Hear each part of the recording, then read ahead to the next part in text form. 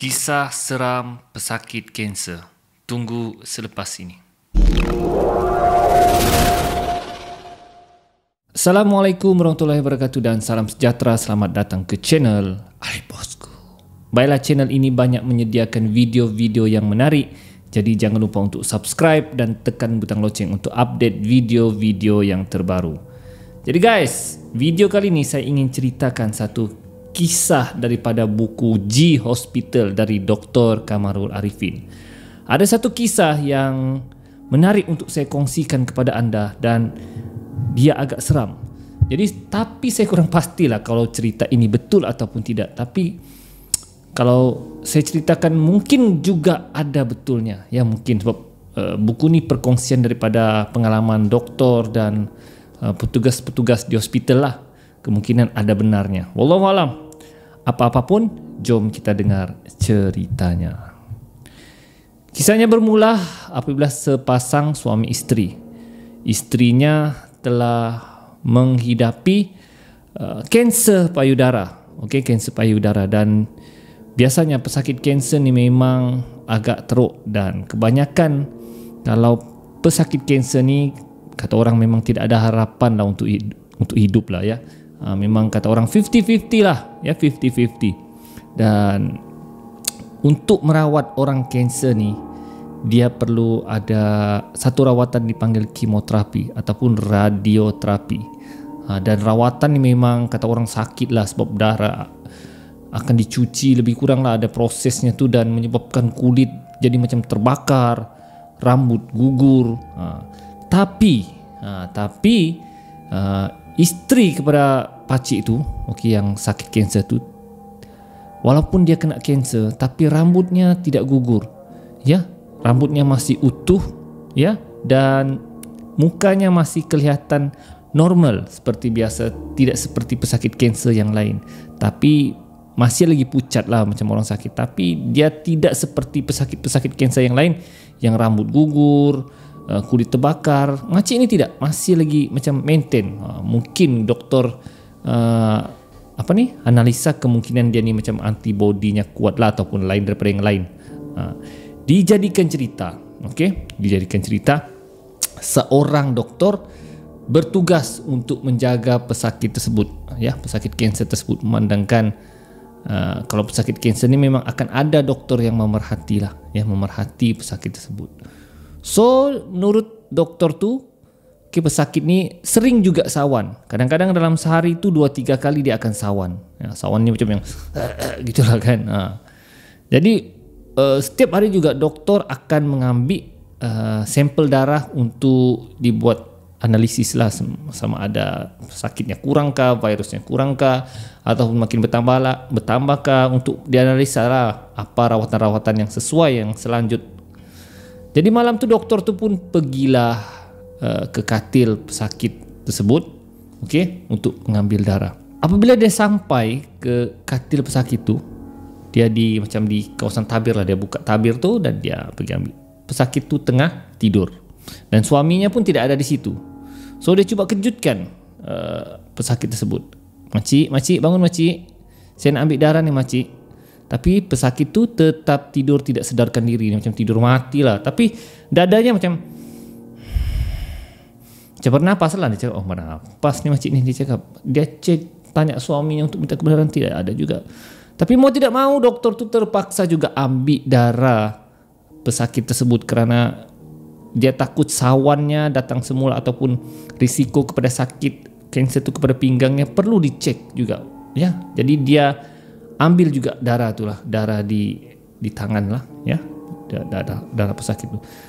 Ketika dia hendak ambil darah pesakit tu, tiba-tiba dia rasa seperti ada orang mengintai dari langsir, tabir katil tu. Dan doktor tu rasa macam tidak sedap hati. Dia cakap, cuma ada orang memerhati.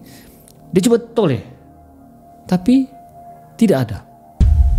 Jadi doktor tu macam yang macam ada aku dengar ada orang memerhati. Pedulilah.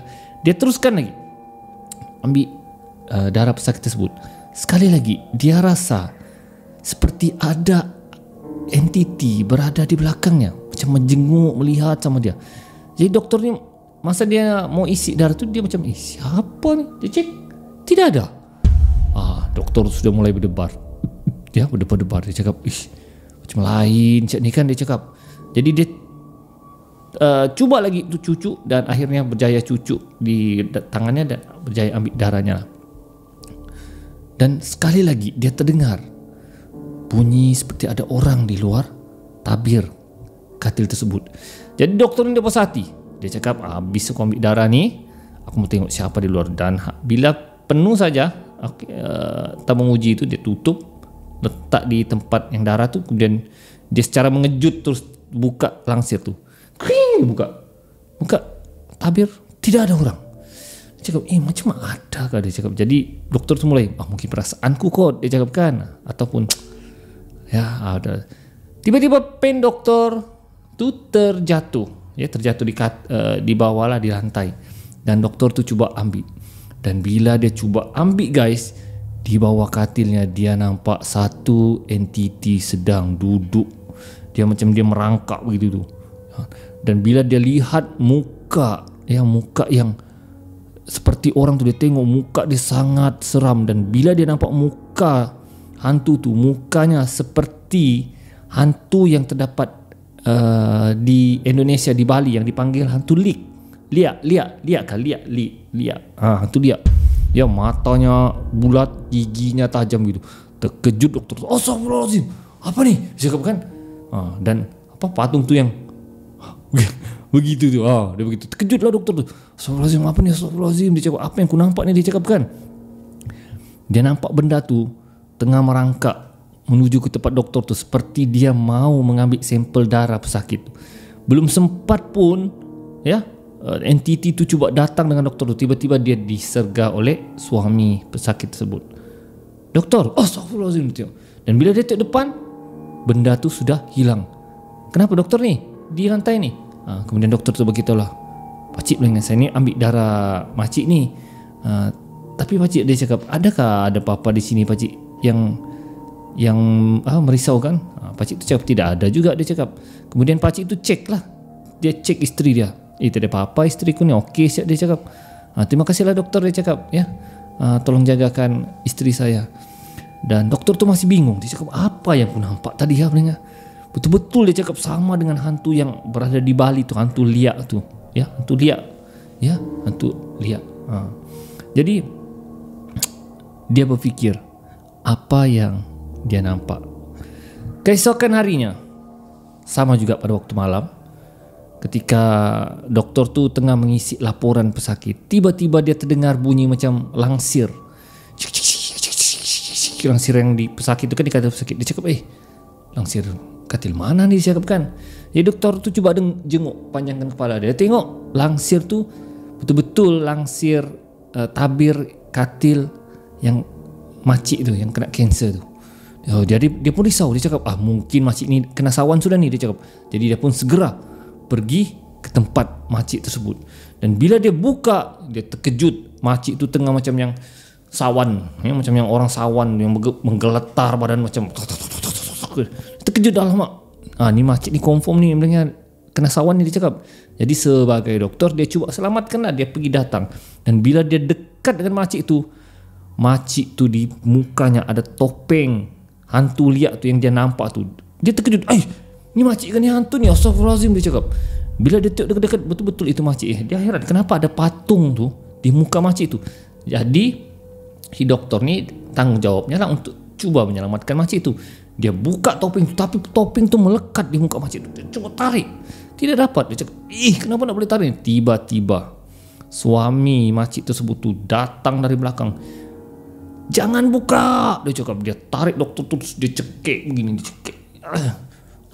Pakcik buka, pakcik. Dia cakap, kau jangan cuba buka topeng tersebut. Kata pakcik tu. Topeng tersebut memang sudah ada pada dirinya. Apa pakcik cakap ni? Aku tak faham pakcik. Buka. Jangan kau buka topeng tu. Biar topeng tu dengan dirinya. Aku tidak tahan sudah beri darah dengan dia. Doktor tu pening. Apa pakcik ni cakap ni? Nyanyuk ke apa orang tua ni? Dia, tak boleh pakcik, aku sebagai doktor aku mesti selamatkan juga dia. Jangan, dia cakap. Pakcik tu cakap. Tiba-tiba topeng di muka makcik tu terbuka. dan terbang melayang-layang di kawasan tirai katil makcik tu. Hui, doktor tu terkejut, dia tengok, ya Allah, bilangnya kan, apa aku tengok, dia cakap kan, ini tidak normal ni, aku tidak pernah nampak begini. Lagi-lagi lah, doktor kan tidak pernah nampak benda yang macam mistik begitu berlaku di hospital. Dia beristighfar banyak-banyak, dan tiba-tiba topeng tu hilang begitu saja. Dan makcik tu tidak lama kemudian tidak bergerak. Dan bila doktor tu tengok, cek, makcik tu telah meninggal dunia. Pakcik tu ketawa, dia cakap, bagus, dia cakap, bagus sudah dia pergi, dia tidak menyusahkan aku. Pakcik terus jalan. Jadi dia bingung, apa yang berlaku sebenarnya. Tiba-tiba dia dengar di kawasan staff nurse berteriak, doktor, ada penanggal. Oh, kecoh lah di waktu bila dicakap nurse tu begitu kan. Jadi doktor tu pergi, penanggal di mana, dia cakap, di luar tingkap. Dan bila doktor tu tengok, sebenarnya bukanlah pelanggar, tapi topeng yang tadi tu tengah terbang berkeliaran. Doktor tu cakap, apa benda ni? Dan doktor tu beritahu nurse di situ yang beritahu yang pesakit di katil ini sudah meninggal dunia. Tapi doktor tu rahsiakan apa yang berlaku kepada pesakit tersebut. Jadi keesokan harinya mayat makcik tu pun diurus dan suami makcik tu pun ada di situ. Jadi doktor tu tidak puas hati, dia terus tanya pakcik tu. Dia cakap, pakcik, apa sebenarnya yang berlaku? Kenapa makcik begitu? Jadi pakcik tu mencerita, sebenarnya aku sayang isteri aku ni. Aku sudah ubat macam-macam. Aku hantar hospital, aku hantar perubatan tradisional, aku hantar ke pelosok kampung sana, aku hantar pelosok kampung sini, semata-mata supaya dia sihat. Dan akhirnya aku jumpa satu bomo. Dia cakap, bomo tu cakap, kau boleh kekalkan hidup isteri kau ni hidup seperti orang biasa, tapi dengan syarat kau mesti pasangkan topeng ini di mukanya setiap sebelum subuh, dia cakap, ya. Dan topeng tu selepas dia pakai, dia akan jadi sihat seperti manusia biasa, dan tapi dengan syarat dia perlu timbalan darah. Jadi pakcik itu sudah tidak tahan, asyik-asyik beri darah, dan patung tu pun makin demand, dia mau darah yang banyak. Jadi oleh kerana tidak tahan, pakcik tu biarlah benda tu mati, ya.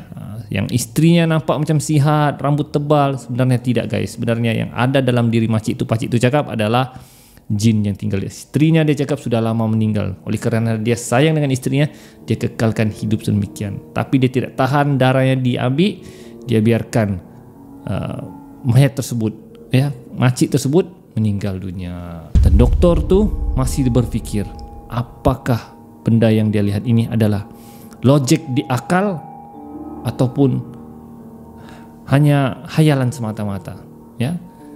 Wallahu alam. Jadi guys, setakat itu saja kisah seram saya kali ini.